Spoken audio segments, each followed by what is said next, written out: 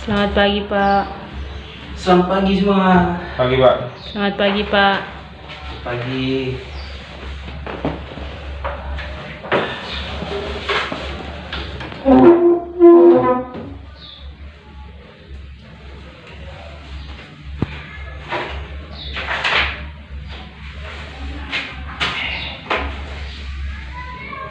Pagi anak.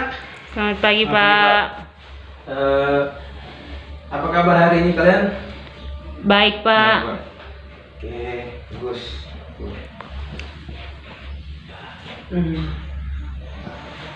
Banyak yang tidak hadir ya hari ini. Iya, Pak. Banyak Pak. Oh iya, lantas tadi ada kursi yang kosong tadi. Alasannya tidak hadir kenapa? Tadeus sakit saraf, Pak. Aduh, sudah diperiksa? Iya, Pak. Katanya saraf. Oh iya, mudah-mudahan cepat sembuh ya. Iya, Oke. Pak. Tadi pagi sudah berdoa? Belum, Pak. Kalau begitu, agar pembelajaran hari ini kita lancar, mari kita berdoa. Satu orang pimpin doa ya. Baik, Pak. Ayo ikut kelas pimpin doa. Marilah kita siapkan hati untuk berdoa. Berdoa menurut iman dan kepercayaan kita masing-masing. Berdoa dimulai.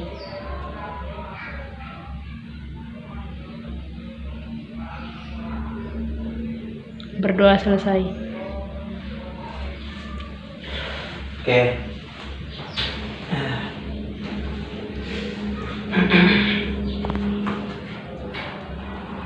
Tadi pikirnya siapa?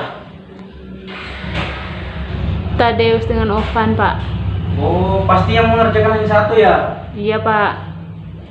Oh iya, nggak apa-apa. Lain kali ya kalau misalnya teman kalian berhalangan sakit, itu teman-teman lain mohon untuk membantu ya temannya biar kelasnya dan halaman depan lebih rapi lagi ya. Baik, Pak. Oke. Sebelum mulai materi hari ini, Pak absen dulu ya. Iya, Pak. Oke.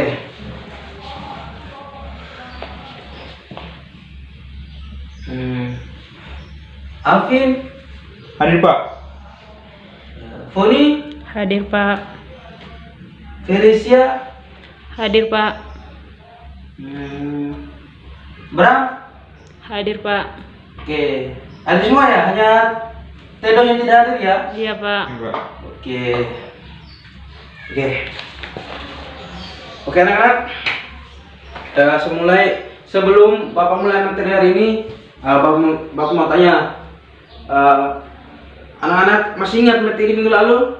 Masih, Pak. Minggu lalu materi kita apa ya?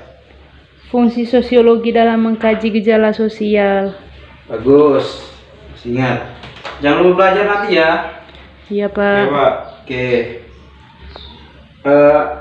Ada yang tahu hari ini kita akan belajar tentang apa? Belum, Pak. Tidak tahu Pak. Oke. Hari ini kita akan belajar tentang hubungan sosial dalam kajian sosiologi.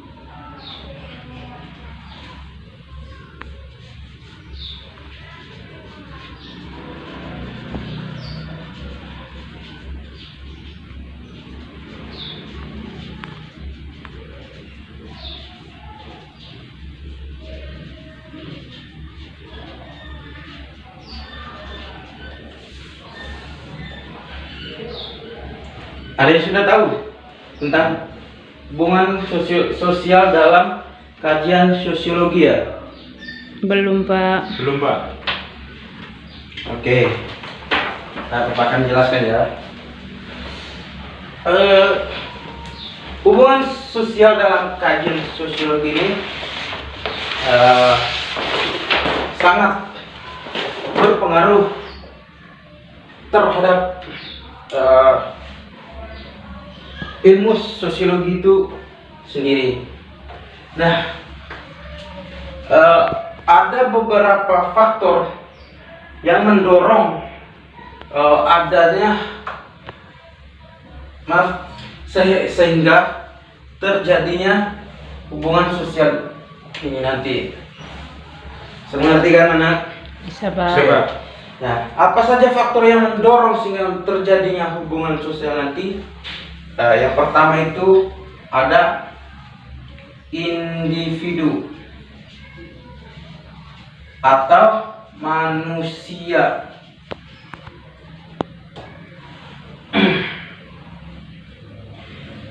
Oke, sebelum lanjut, pada nanya, apa yang menjadi penyebab sehingga individu ini nantinya akan melakukan hubungan sosial? Ayo. Adanya interaksi antara individu satu dengan individu yang lain. Bagus. Ada lagi? Oke, tidak ada apa lagi ya. Mengapa individu sangat berpengaruh dalam hubungan sosial? Karena pada dasarnya manusia itu adalah makhluk individu yang tidak bisa hidup tanpa orang lain. Artinya dia selalu membutuhkan orang lain di dalam hidupnya agar bisa nantinya bisa berinteraksi ataupun memenuhi kebutuhan hidupnya yang tidak dapat dia kerjakan sendiri. Itulah mengapa individu ini sangat mempengaruhi terjadinya hubungan sosial. Oke. Di sini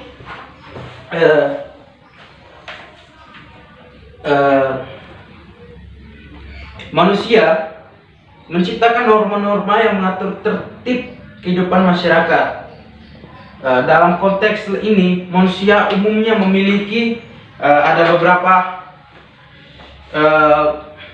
poin yang umumnya dimiliki manusia agar menciptakan norma-norma dan sesuatu tata tertib untuk mengatur hidupnya. Yang pertama, catat ya anak. Iya, Pak. Yang pertama ini kesadaran akan ketidakberdayaan. Sudah, Pak. Apabila hanya seorang diri saja. Nah, itu tadi Bapak sudah jelaskan tadi. Sudah ya? Sudah. Iya, Pak. Kemudian yang kedua, kesadaran untuk senantiasa dan harus berinteraksi dengan orang lain. Sudah? Sudah, Pak. Sudah, Pak. Oke. Itu tadi yang Pak jelaskan tadi pertama. Hakikatnya kan manusia kan harus membutuhkan manusia lain. Oke. Kemudian yang ketiga itu penghargaan terhadap hak orang lain. Sudah? Sudah, Pak. Nah, artinya seorang atau manusia harus bisa menghargai hak-hak seseorang. Bisa dipaham sampai sini ya? Bisa, Pak. Bisa, Pak. Oke. Yang keempat, ketaatan terhadap norma-norma yang berlaku. Sudah? Sudah, Pak. Sudah, Pak. Oke, saya jelaskan. Ketaatan terhadap norma-norma yang berlaku di sini artinya manusia harus bisa menaati peraturan-peraturan dan hukum-hukum serta tata tertib yang berlaku di masyarakat itu sendiri. Terus, kemudian yang kedua dari hubungan sosial itu apa ya anak? Tidak tahu, Pak. Masyarakat. Kelompok Kelompok Kelompok sosial. Gus. Kelompok sosial.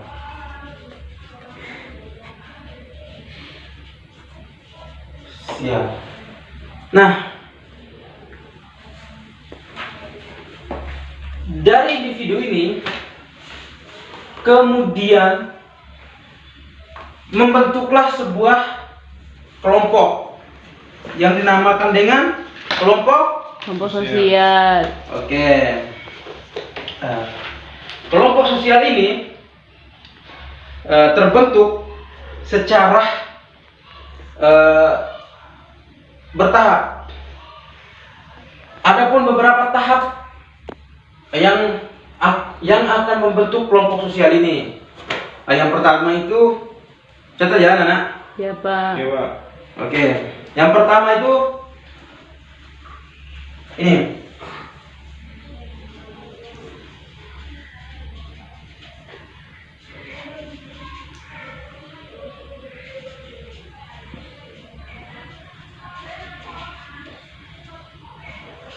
Tahap Filiasi. Oke.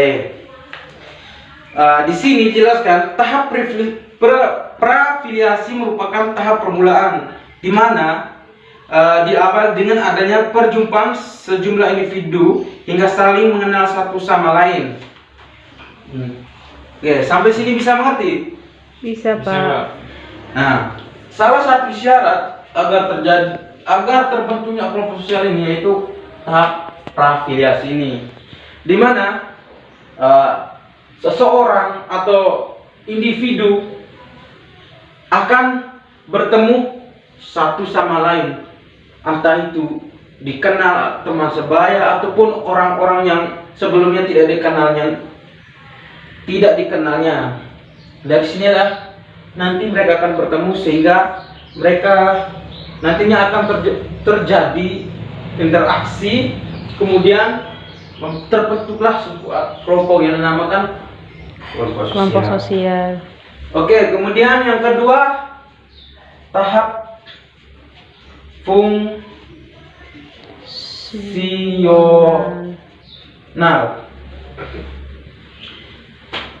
Di sini tahap fungsional ini merupakan kelanjutan dari tahap prafiliasi. Tahap ini ditandai dengan adanya perasaan senang antara anggota yang satu dengan yang lainnya.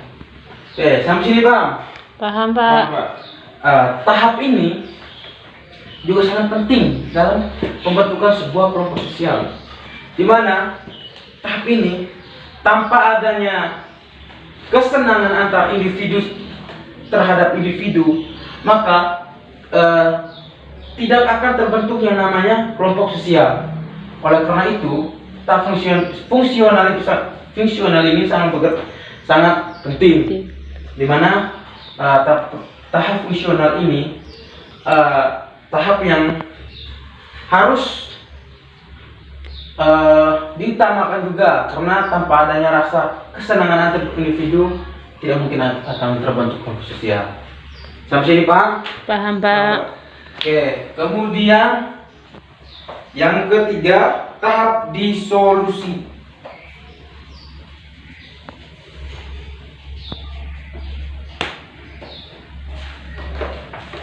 Oke. Tahap disolusi ini terjadi apabila sejumlah besar anggota kelompok merasa tidak saling membutuhkan lagi. Oke. Sampai sini paham? Paham Pak. Paham, Pak. Oke. Tahap disolusi ini sebenarnya jika anak-anak mengerti, tahap inilah yang nanti bisa menimbulkan masalah-masalah atau konflik-konflik sosial yang ada di masyarakat nanti, di mana antara setiap anggota di dalam kelompok itu tidak merasa senang dan tidak merasa nyaman lagi, sehingga mereka keluar dari kelompok sosial tersebut kemudian mencari yang lain. Dari situ nanti akan terjadi konflik-konflik. Begitu ya. Bisa dimengerti ya, anak-anak? Bisa, Pak. Oke.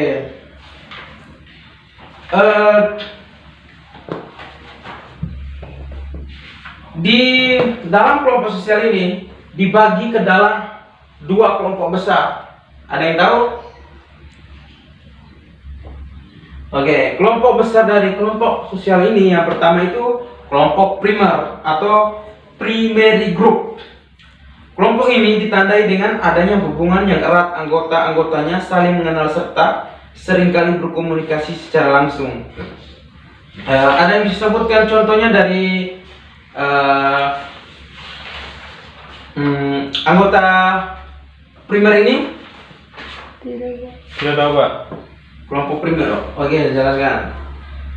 Salah satu contoh dari kelompok primer atau primer group ini yaitu keluarga kita sendiri, di mana di dalam anggota keluarga kita saling mengenal antara satu dengan yang satunya, entah itu ayah, ibu, kakak, adik, sepupu dan lain semacamnya, sehingga memiliki komunikasi yang secara langsung atau tatap muka, begitu ya, bisa Ya, Pak. dipahami, anak-anak? Oke, yang kedua kelompok sosial, kelompok sekunder.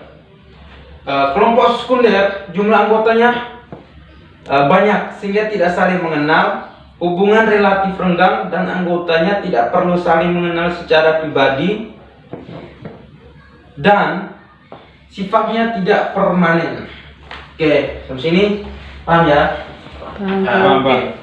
Ada yang bisa sebutkan salah satu contoh dari kelompok sekunder ini? Tidak ada, Pak. Oke. Salah satu contoh dari anggota dari kelompok sekunder ini ialah organisasi pemuda, di mana setiap anggotanya berasal dari berbagai macam latar belakang dan berbagai macam lingkungan, sehingga meskipun berada dalam satu kelompok, setiap anggotanya belum tentu saling mengenal dan saling mempererat antar anggota, dan sifat ini tidak permanen, artinya tidak bertahan lama, dan seketika mereka sudah merasa tidak nyaman, maka mereka akan keluar dan satu persatu akan menghilang dengan sendirinya. Bisa mengerti, anak? Bisa, Pak. Oke.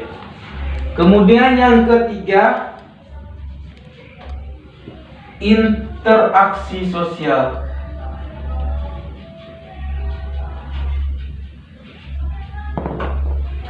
Oke, sebelum lanjut, ada yang tahu pengertian dari interaksi sosial ini?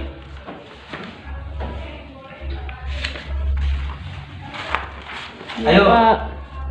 Ayo, siapa ya? Interaksi sosial adalah hubungan sosial yang dinamis atau timbal balik antara individu dengan individu, antara individu dengan kelompok, maupun antara kelompok dengan kelompok dalam masyarakat.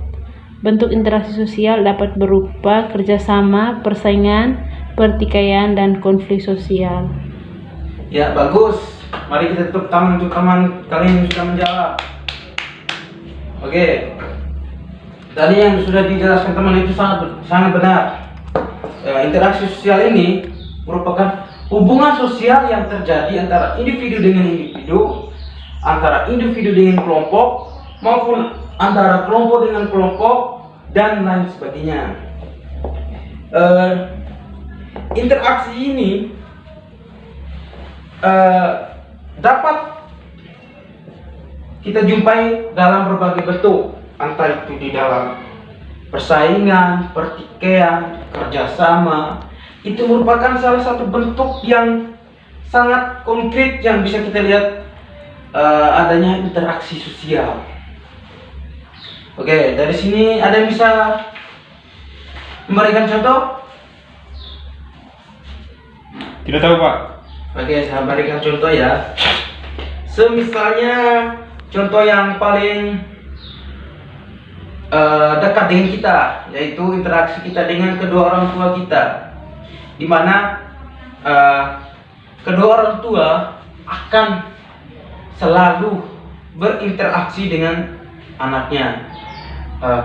Contohnya seperti ini, seketika anak ingin pergi sekolah atau anak ingin menginginkan sesuatu kepada orang tuanya, maka anaknya harus berbicara atau meminta kepada orang tuanya. Bagus.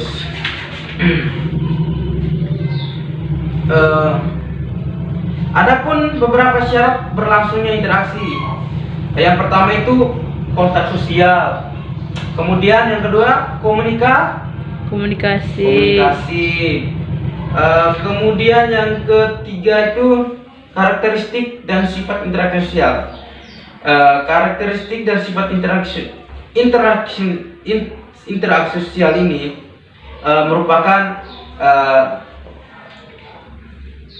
lebih condong ke sifat-sifat dari setiap individu atau orang yang berinteraksi itu. Interaksi ini dibedakan ke dalam beberapa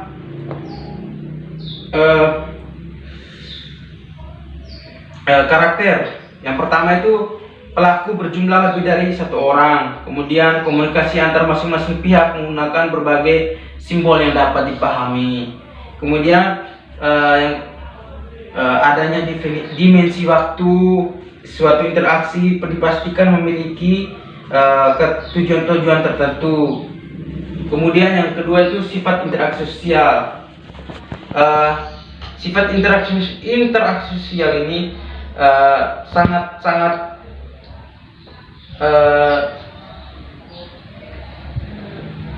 penting, di mana dari sifat interaksi sosial ini kita dapat dengan mudah membedakan setiap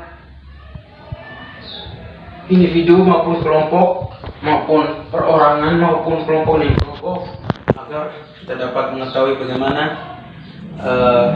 sifat dan cara berinteraksi dari mereka. Oke, sampai sini bisa dimengerti ya anak-anak? Bisa, Pak. Oke.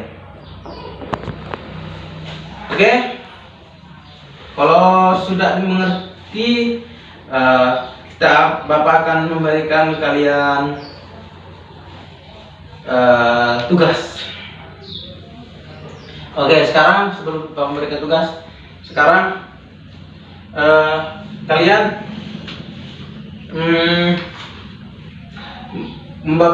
duduk membagi dalam dua kelompok ya. Ayo. Ya, Pak.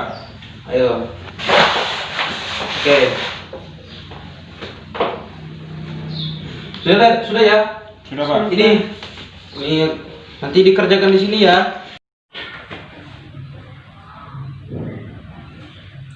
Oke. Tugas itu nanti Bapak akan menyuruh anak-anak untuk mendefinisikan gambar yang nantinya akan kalian presentasikan. Oke. Baik, Pak. Baik, Pak. Yang pertama itu anak-anak mendefinisikan. Soal yang pertama mendefinisikan apa itu individu ya. Iya, Pak. Individu atau manusia. Yang kedua itu kelompok sosial.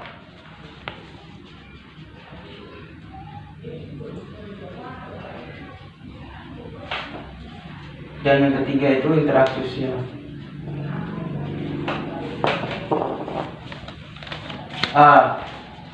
Nanti di nomor yang kedua dan ketiga nanti akan Bapak berikan gambar agar untuk anak-anak nanti bisa melihat kemudian mendefinisikan maksud dari gambar itu nanti.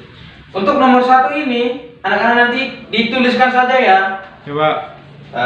Bisa dimengerti kan? Bisa, Bisa, Pak. Pak. Oke. Sekarang Bapak kasih waktu 2 menit untuk menulis nomor 1. Ayo.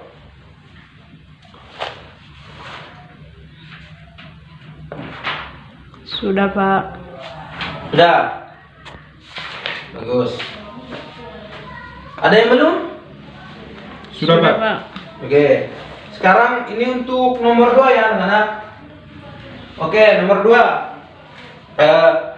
Untuk nomor 2-nya, perhatikan gambar ini baik-baik ya. Yang ini ya. Ya, Pak. Iya, Pak. Oke.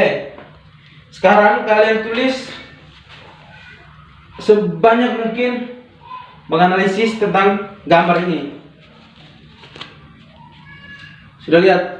Iya, Pak.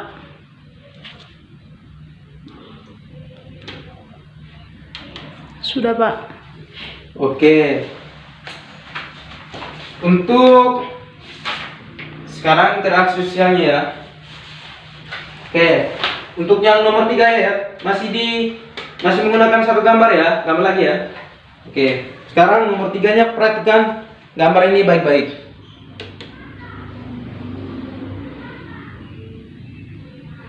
Iya, Pak.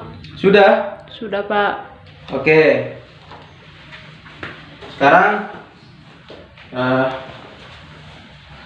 diskusikan bersama teman-teman kelompok kalian. Aku kasih waktu 2 menit untuk diskusi nanti. Setelah diskusi sesama teman kalian nanti baru kita presentasikan sama-sama. Baik, Pak.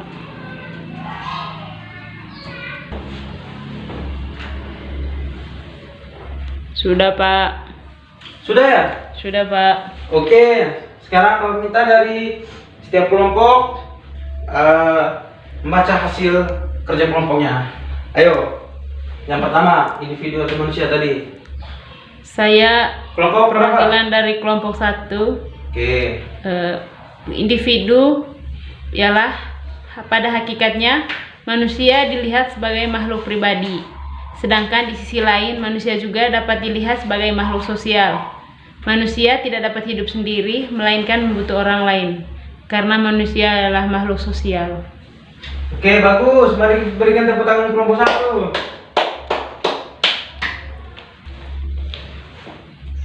Oke, sekarang kelompok 2. Silakan.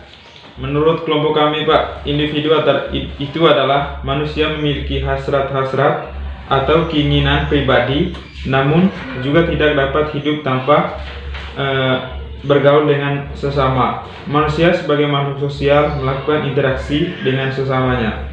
Terima kasih. Oke, bagus. Mari tepuk tangan untuk teman kalian sudah membacakan bagus tadi. Bagus dari jawaban setiap kelompok tadi. Untuk nomor 1 ya. Ya, Pak. Bagus.